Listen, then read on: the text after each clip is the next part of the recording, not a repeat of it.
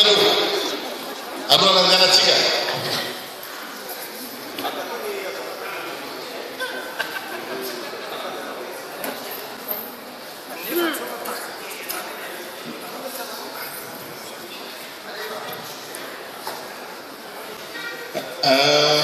angamba ataontsika malaky satria miandratsika ny ramatoa filoha zay any amin'ny antenam-pirenena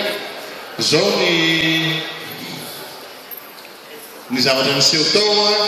dia fantatsika moa zany fa nanatitra ny sonia zay manapirofo fa manohana ny mapara monsieur le vice-président national etanao azafady miaraketsika manohana ny mapara ny GPS dia nisy fandraisana fitenenana vitsivitsy tao nisy hafatra namena ny mpanolotsana manokana ho an'ny filoha dia voalohany laza taminy hoe lazao ndray mandeha ny filoha fa ny mapara sy ny GPS dia tsy fahavalony raha izay faharoan'izay miangavy zahay mba tsy atao ankilabao ary nisy fangatahana fihonana ny tao hanaporofona aminy hanambarana azy inona ny zavatra manahiran-tsainantsika amin'izao zava-misy ankehitriny zao fahatelo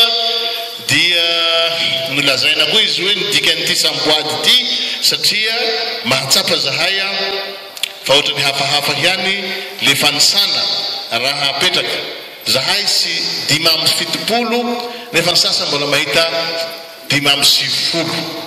enimpolo amzato zay raha tambatra 70 amzato kanefa ny député dia 7 amzato fotsiny zany hoe misy elanelany 3 zany avy zareo zay nidikany tondrana le samboady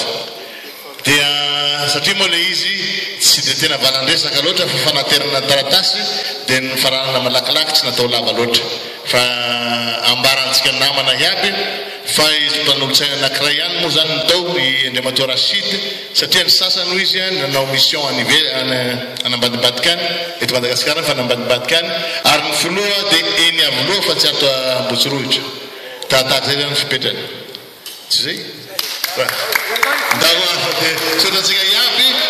ary tsika zao angamba fa miandry